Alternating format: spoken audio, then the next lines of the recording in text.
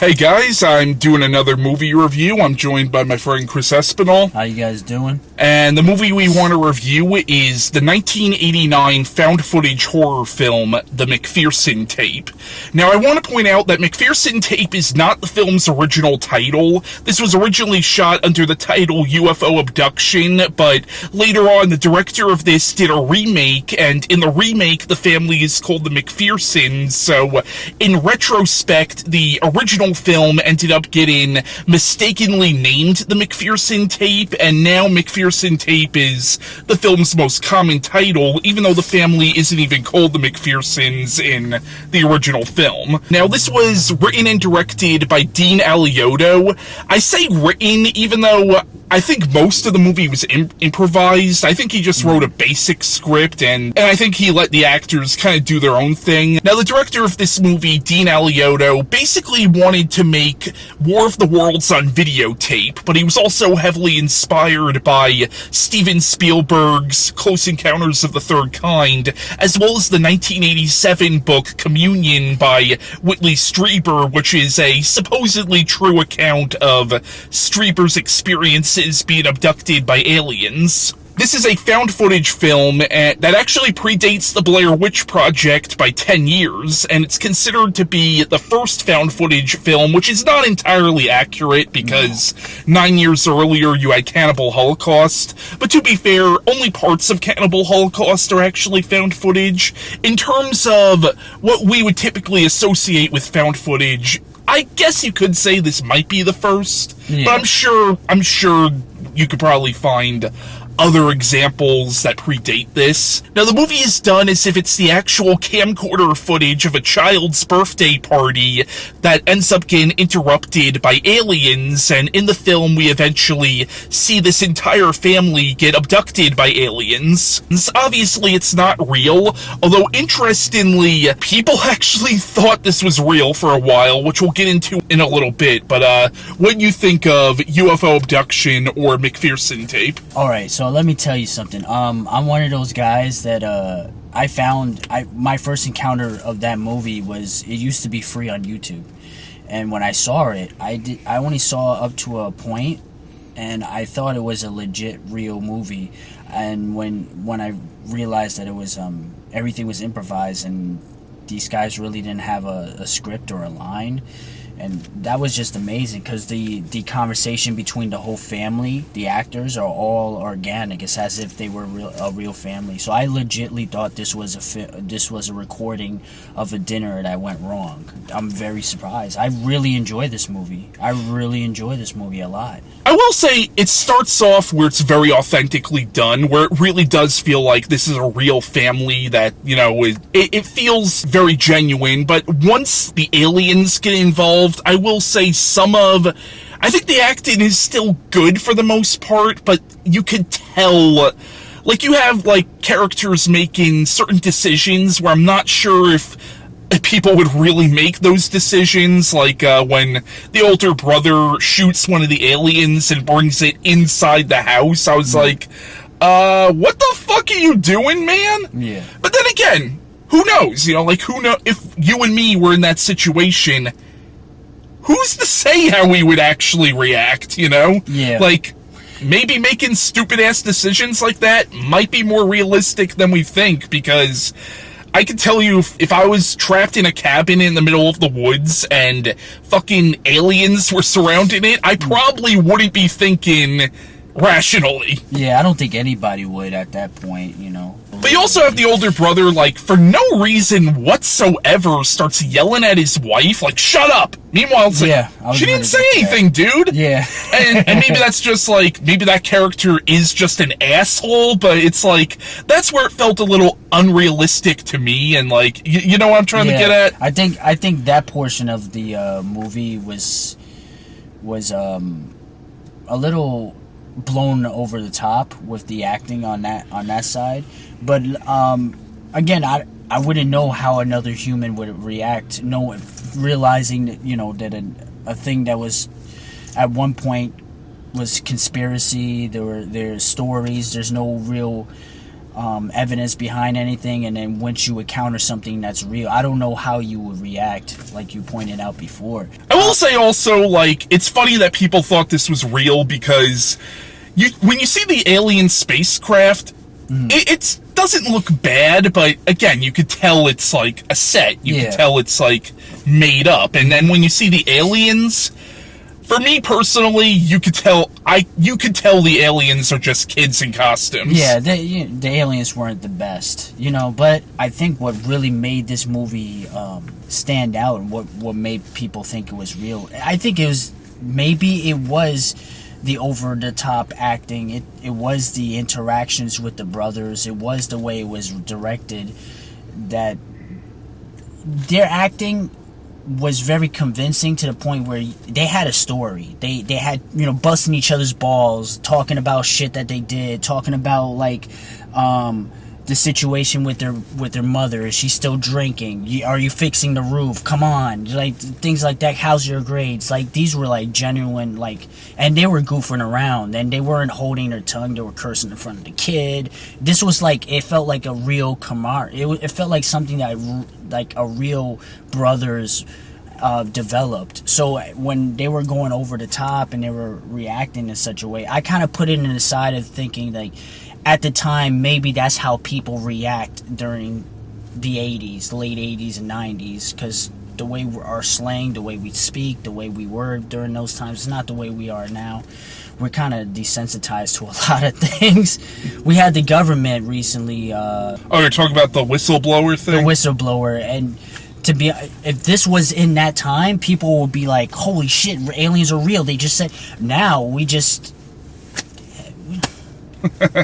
Whatever. Yeah, I'm not. I don't know what my opinion on that whole thing is, to be honest. Like, I hear like so many things online, like, oh, this is just a disinformation campaign. And I'm like, look, I'm not even gonna get into that shit. Honestly, that's not what this video's about. But I will say this: I am fucking fascinated by alien abduction shit. It creeps me out, honestly. I listen to a lot of podcasts. Like, there's one in particular that I highly recommend. I showed you one episode called Paranormal Thoughts, where this guy like interviews people who claim to have been abducted, and it's really fascinating to listen to, regardless of whether you actually believe in that stuff or not. I absolutely think we're not the only life in the universe. I mean, if you consider how vast the universe actually is, yeah, it's ridiculous to think we're the only life in the universe. Now, whether that life has actually visited us and has abducted people, I feel like that's a little more debatable, but honestly, there's so many stories out there where I'm like, I actually think there might be something to alien abductions, but I don't know what you believe or not. I'm on the same wavelength as you, man. Like, I think because there's generally so many abduction stories and there's so many alien encounters, somewhere in the middle there has to have some line of truth behind it. One thing that I do think sometimes is, I think there's something to it, but I also think it might not be what we think it is. Yeah. But to swing this back to the movie, again, as somebody who is fascinated by alien abduction stuff and is creeped out by it, regardless of whether it's real or not, yeah, this movie was definitely up my alley, and the film definitely had some effective scenes, like when they return to the house and they think, like, maybe the aliens have moved on, and then, like, we find out that the little girl drew a picture of one of them when it was looking in the window. Yeah. Like, that is fucking creepy. Yeah, that is. You know what I think is pretty unsettling?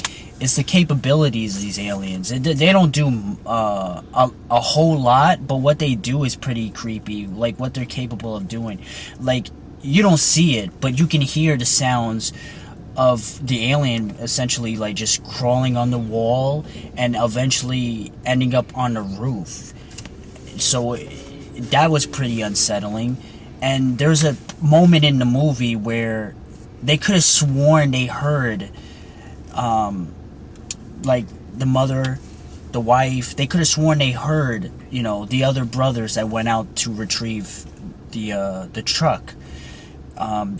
It's almost like they have some type of capability of persuasion. Like they kind of like that, to get them to open the door. That was pretty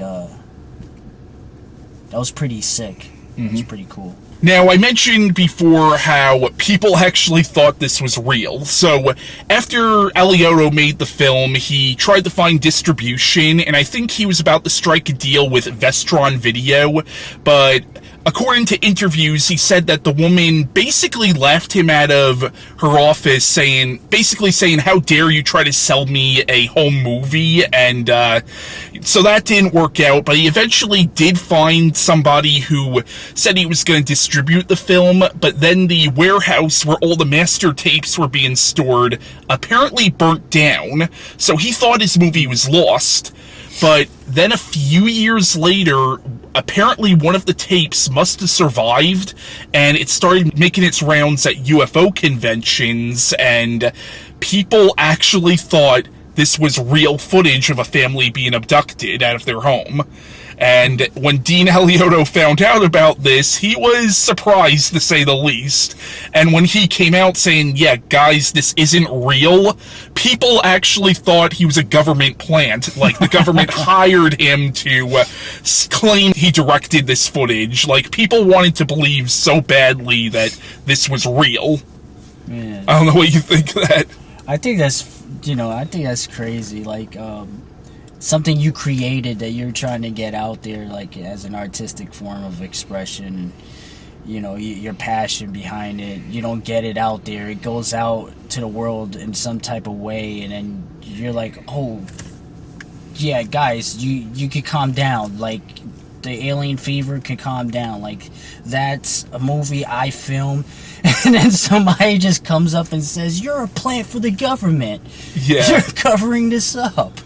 You gotta admit, like, that's some great fucking publicity for this movie. Yeah. Even though the film ended up getting lost for a few years, like, that's basically anybody making a found footage film dreams of something like that, you know?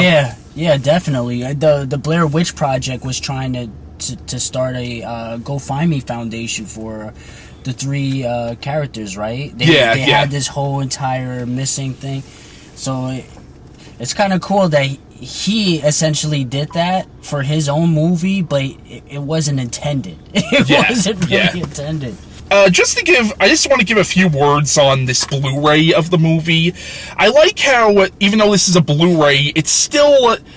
They do a good job at not cleaning it up too much. And granted, I don't know how much they could have cleaned it up because it was all originally shot on a camcorder, but, like, when you watch it even on Blu-ray, it still feels like you're watching some camcorder footage, which I really liked. I also loved this reversible case. Like, here's the McPherson Tape cover, but the original title. Yeah, here's the original cover for the movie, which I thought was really cool. If you are interested in, like, alien abduction shit, or if you're just a fan of found footage horror films, check this out. So, there was a remake of this movie that aired on UPN in 1998 called Alien Abduction Incident at Lake County.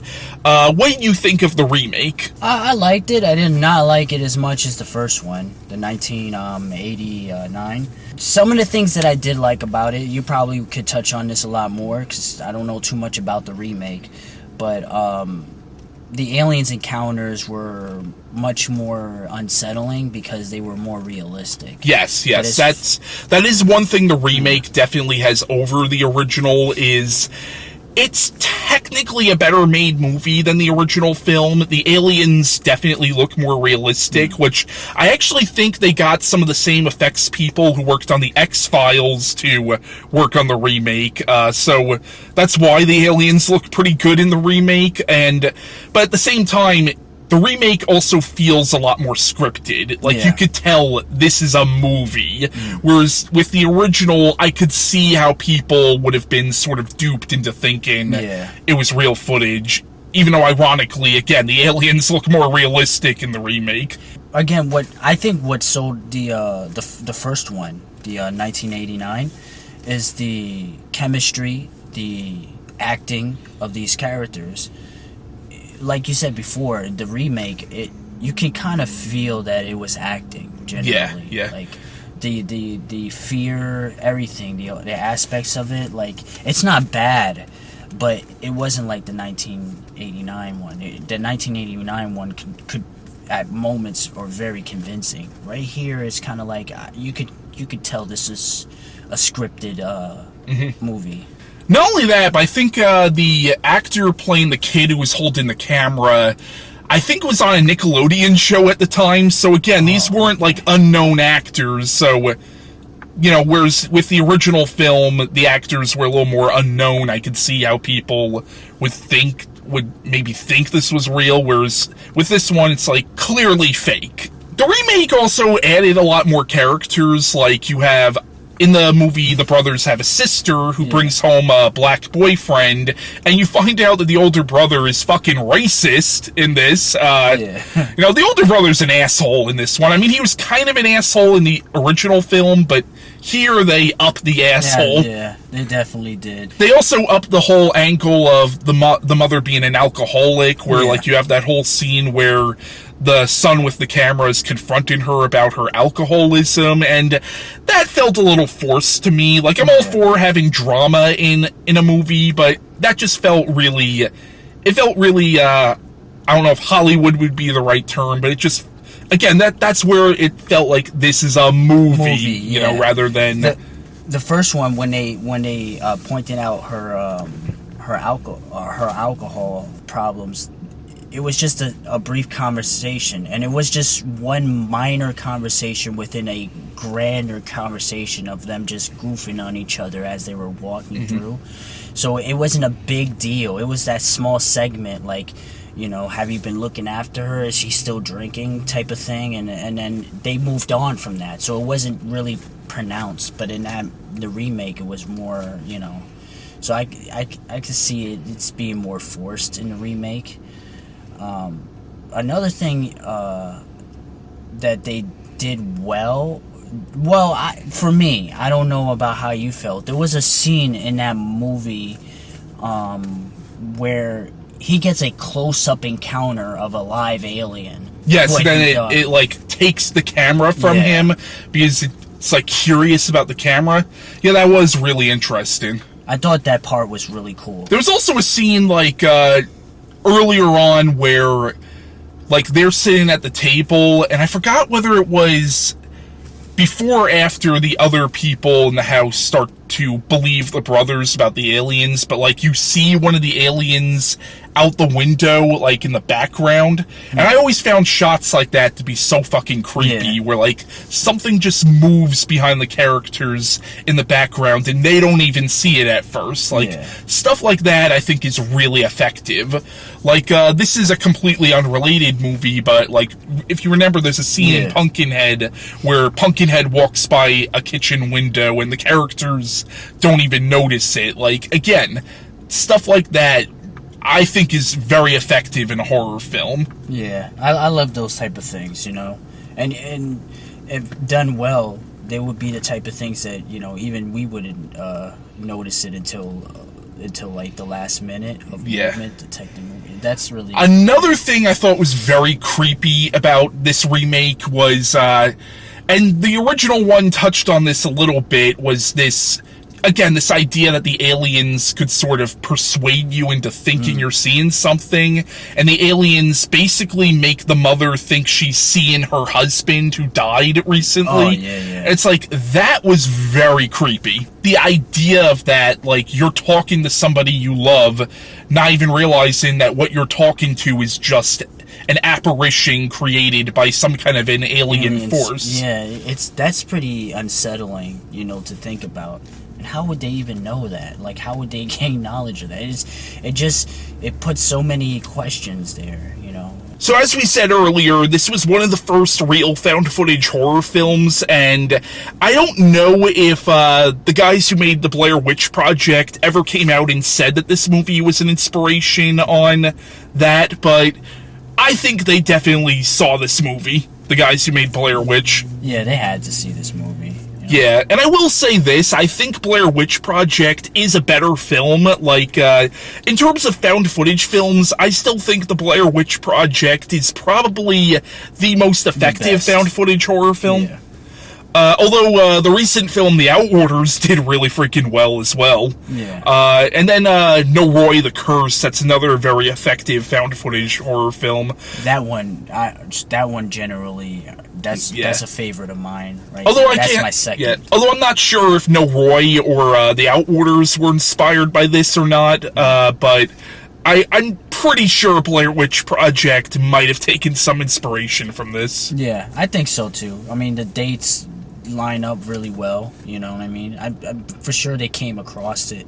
Yeah, you know? yeah. Now, I haven't seen this movie yet, but there was a recent film that came out this year called No One Is Going to Save You. I think it was a Hulu film or something, like it was released straight to Hulu, and it's not a found footage film, but it's about a young woman who's like being terrorized by aliens while she's in her house, and I'm wondering if that movie might have taken some inspiration from this, or even fucking like M. Night Shyamalan's Signs, like the way the family in that movie has to board up their windows and shit when the aliens are trying to get in. Granted, Signs was also a little more global, where you realized it was a full-scale alien invasion, whereas in this movie it's more just a small, isolated thing. One of the most terrifying scenes out. There's a lot of people that talks about the scenes in Sign, which I think it was a Latin. Yes. When he's watching the TV and there's news footage of like that footage of a birthday party, and then you saw the alien walk like the whole it's behind like that. I'm not gonna lie, like because I saw that movie in the theaters when I was 10, and yeah, that scene haunted me as a little kid. Same here. I was generally unsettled with that scene. Also, I forgot to mention the Alien segment of VHS 2.